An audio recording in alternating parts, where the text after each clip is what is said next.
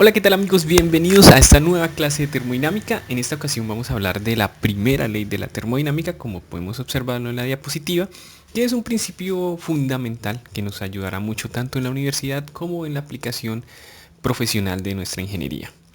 El contenido de esta presentación es el que podemos observar. Iniciaremos hablando de dos cuestiones muy importantes que son calor y trabajo, son esenciales en esta parte.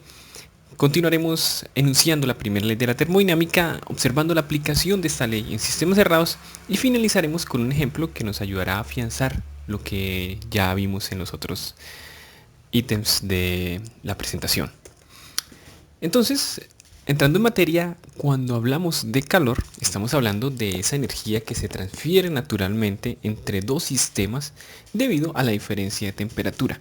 Es decir, si yo tengo un sistema caliente y un sistema frío, un cuerpo caliente y un cuerpo frío, habrá naturalmente un flujo de energía del primero al segundo hasta que se alcance el equilibrio térmico, es decir, hasta que los dos lleguen a la misma temperatura. Por ejemplo, consideremos la taza de chocolate o de café que consumimos en el desayuno, así calientita. Cuando esta fue servida tenía una temperatura superior a la del medio ambiente. Entonces empezó el flujo de calor, empezó un flujo de energía que llamamos calor y que representamos con la letra Q. Después, que fue fluyendo este calor, la temperatura de esta bebida fue disminuyendo hasta que alcanzó la misma temperatura de los alrededores. En este punto, el calor cesó, ese flujo de energía cesó y por lo tanto podemos decir, el calor se mantendrá hasta que se alcance el equilibrio térmico o hasta que el sistema esté a la misma temperatura de los alrededores, a la misma temperatura del sistema frío. Como estamos hablando de energía, podemos expresar el calor en unidades de energía. Las más utilizadas serán, por lo tanto, kilojoules en el sistema internacional o BTU en el sistema británico. Recordemos que un kilojoule es un kilonewton por metro o 1000 kilogramos por metro cuadrado sobre segundo cuadrado y un BTU son 778.3 libras por pie. En ocasiones es útil expresar el calor por unidad de masa, en cuyo caso lo expresamos como Q minúscula, que será Q mayúscula sobre M, es decir, calor sobre masa, que expresamos en el sistema internacional en unidades de kilojoules sobre kilogramo. También en ocasiones es útil expresarlo como la tasa de transferencia de calor, es decir, el calor por unidad de tiempo. En ese caso lo expresaremos como Q mayúscula con un puntico arriba. Ese puntico arriba nos indica que estamos hablando de calor por unidad de tiempo. Y si esa transferencia de calor es constante, será igual a el calor sobre el delta de T, como podemos ver si despejamos la última ecuación que vemos en la diapositiva.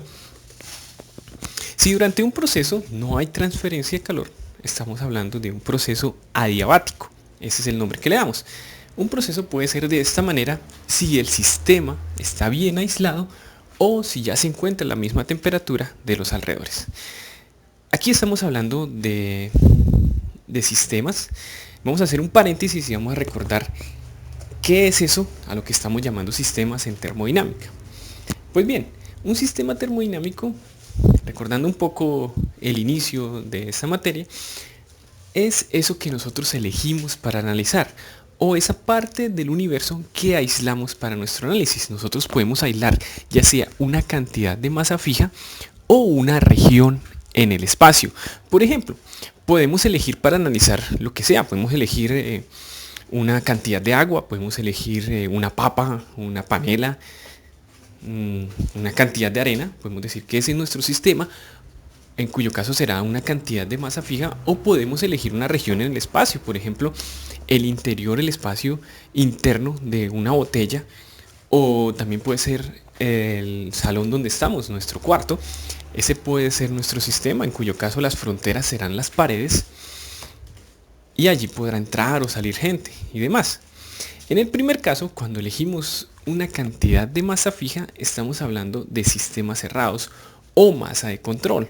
Y en el segundo caso estaremos hablando de sistemas abiertos o volumen de control.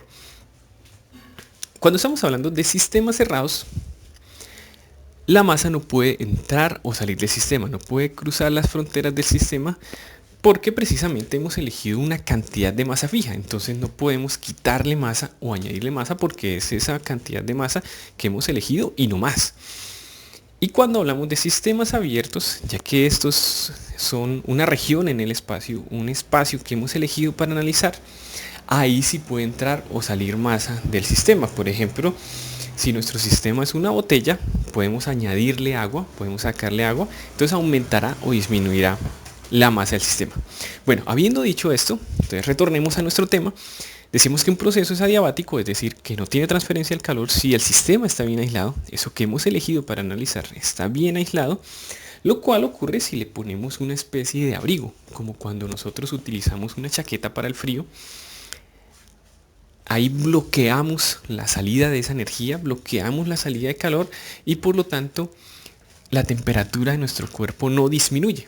Eso mismo ocurre con el sistema. Si le ponemos un buen aislamiento de manera que no deje pasar nada de calor, tenemos un sistema bien aislado y por ende un proceso adiabático. Si el sistema está a la misma temperatura a los alrededores, es decir, ya alcanzó el equilibrio térmico, ahí también tendremos un proceso sin transferencia de calor. Por ejemplo, si nuestro sistema es una papa, como vemos en la diapositiva, las fronteras serán la cáscara, pero si esta papa está a la misma temperatura a los alrededores, no habrá flujo de calor, porque el calor, como lo mencionamos, ocurre entre un cuerpo caliente o un sistema caliente y uno frío. Si están a la misma temperatura, entonces no habrá transferencia de calor. Cuando hablamos de trabajo, estamos hablando de esa transferencia de energía relacionada con una fuerza que actúa a lo largo de una distancia. Aquí recordemos el típico ejemplo de ese señor que levanta una caja y se mueve horizontalmente con ella. El trabajo, ocurre cuando la fuerza se realiza en la misma dirección del desplazamiento. Entonces cuando este señor levanta esa caja debido a que el peso es una fuerza vertical y él está realizando un movimiento vertical, sí se está realizando trabajo.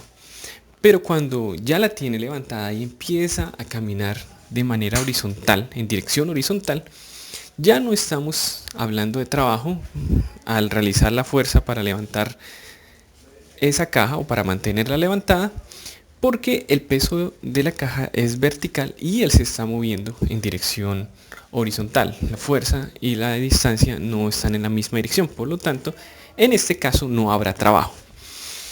Lo mismo o un análisis similar podemos hacer cuando estamos hablando de un sistema cilindro-émbolo. Estos sistemas son como los pistones del motor de un carro. Son un cilindro con una especie de tapa u otro cilindro que hace sello con las paredes interiores del primero y que es un cilindro sólido. De modo que entre los dos se puede mantener algún fluido, se puede contener algún fluido. Si hay una fuerza que mueve ese émbolo hacia arriba o hacia abajo, ahí también estamos hablando de trabajo, porque tendremos un desplazamiento horizontal debido a una fuerza horizontal.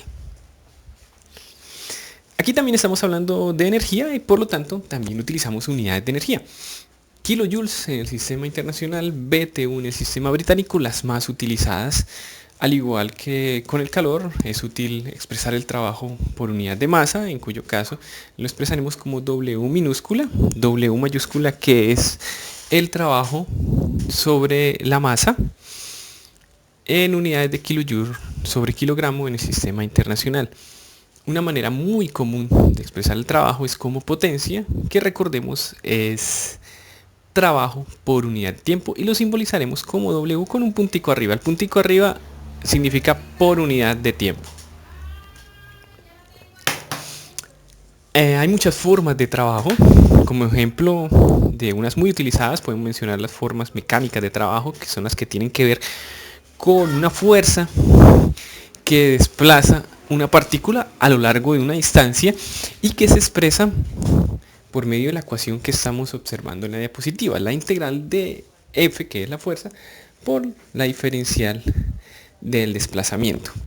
Ejemplos de estas formas son el trabajo de resorte, que es el trabajo que se realiza al sacar a este resorte de su posición de equilibrio.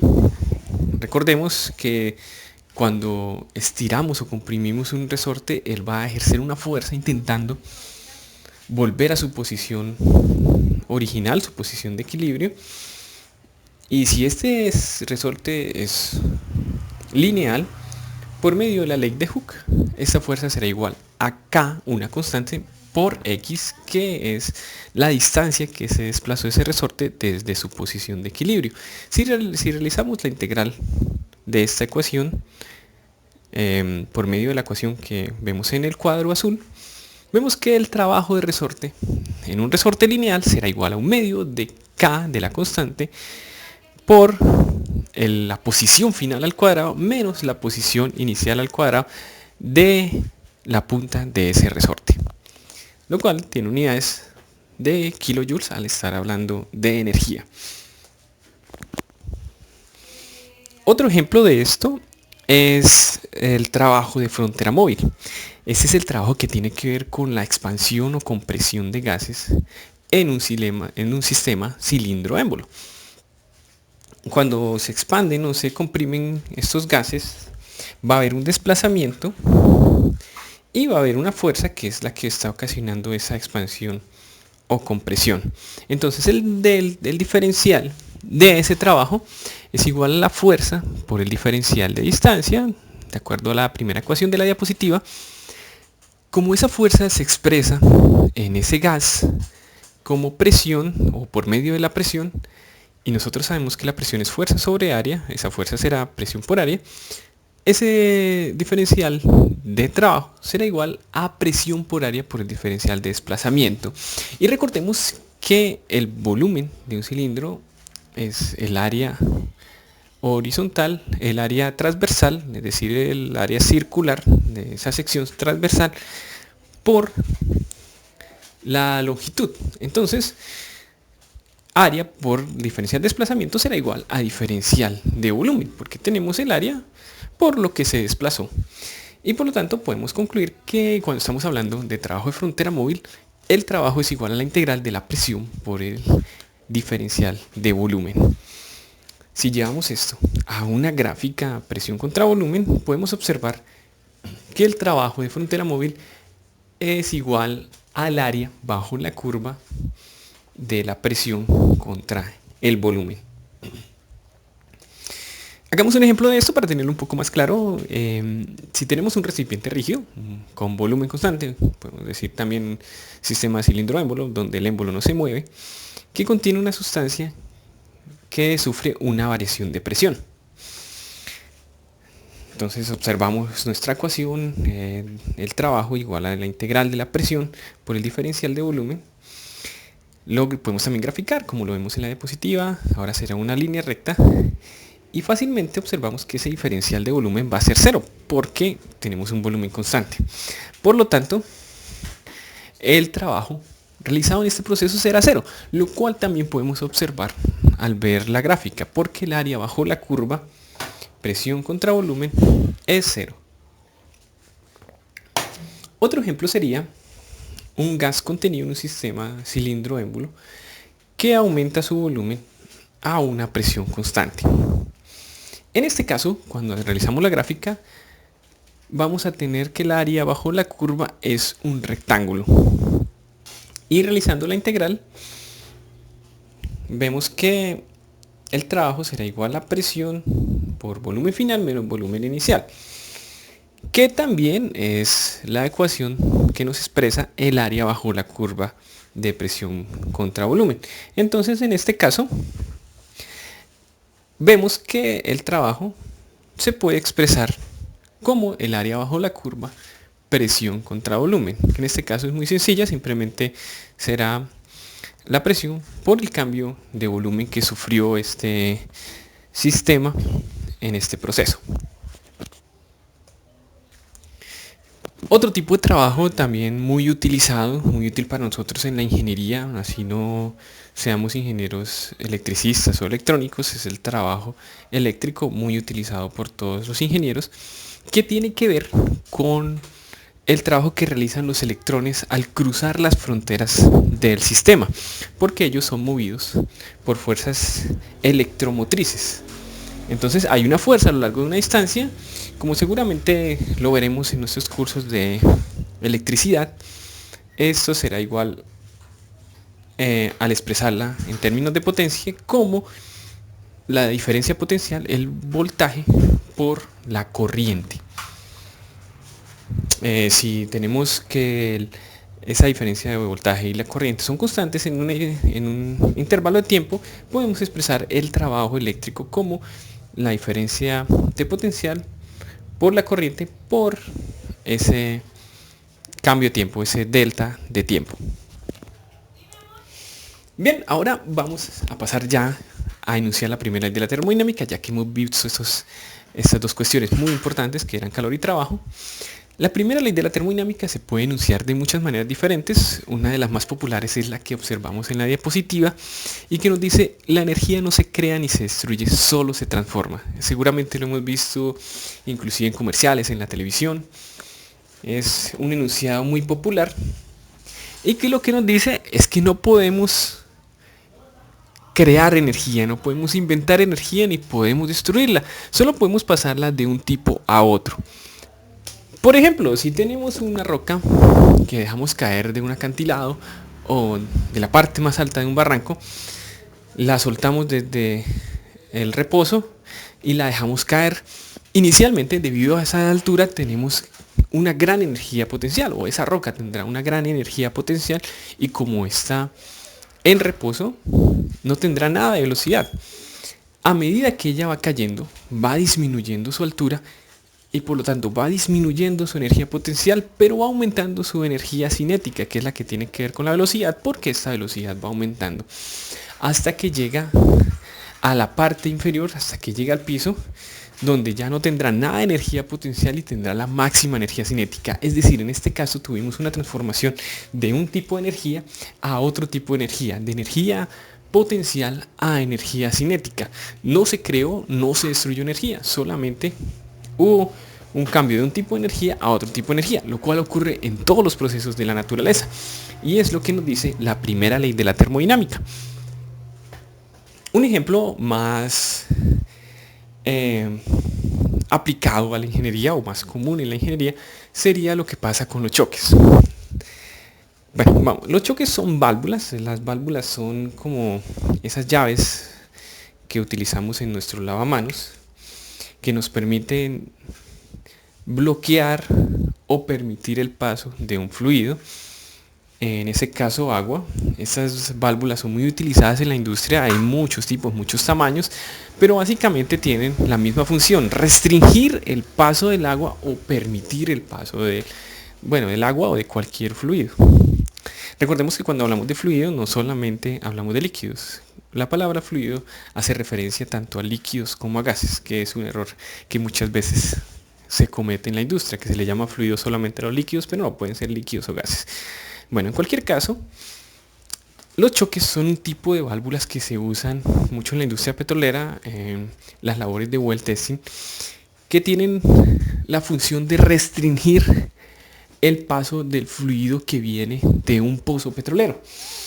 Ese fluido, que es una mezcla de gas, de crudo, de agua, llega a esas válvulas, a esos choques, y entonces se encuentra una restricción, no puede pasar, entonces se pegan y luego logran pasar con un aumento de velocidad y con una disminución de presión. Debido a esa restricción que ocurre en esos choques, hay un aumento de velocidad del fluido y una disminución de la presión, es decir, hay un cambio de energía de flujo o energía de presión, como algunos lo llaman, a energía cinética. No se crea ni se destruye la energía, solo hay una transformación de ella. Y eso es lo que nos dice la primera ley de la termodinámica. Entonces, si tenemos un sistema que experimenta un proceso donde entra o sale energía, nosotros vemos que la energía que vamos a tener al final va a ser la energía inicial más la energía que entra menos la energía que sale.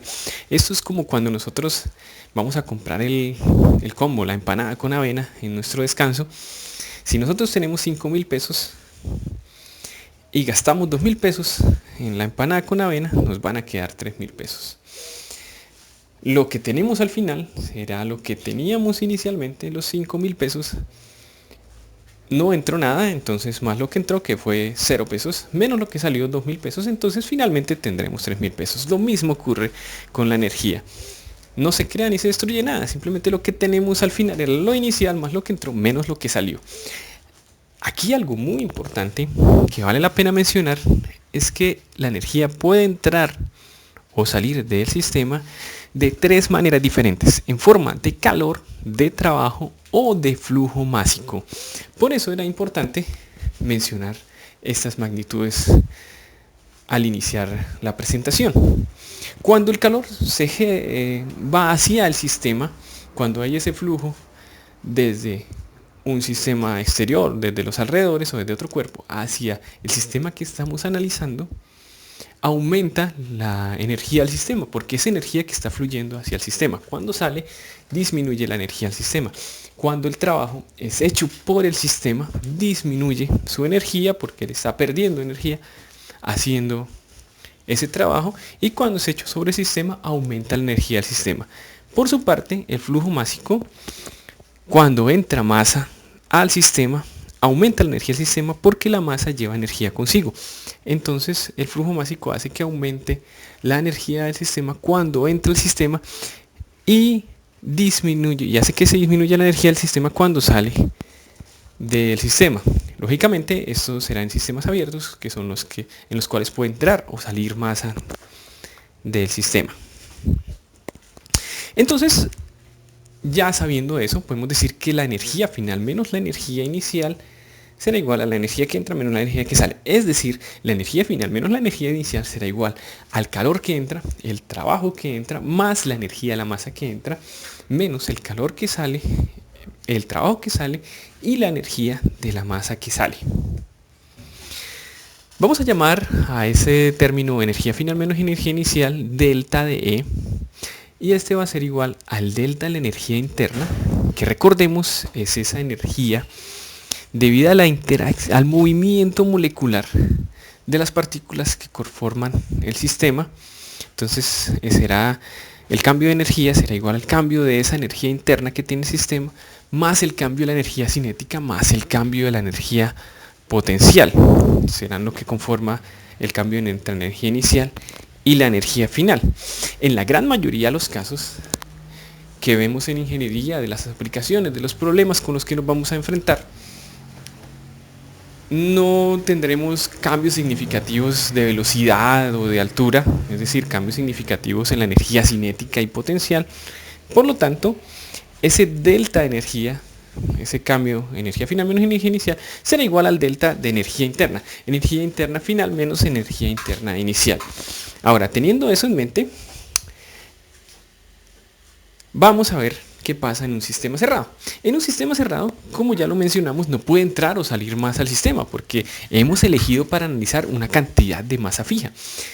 Entonces, en la ecuación anterior, el delta de energía final menos energía inicial, será igual al calor que entra más el trabajo que entra, menos el calor que sale, menos el trabajo que sale. Porque no va a haber energía que entre o salga del sistema por medio de masa, de flujo másico. Podemos agrupar el calor y el trabajo de esta manera.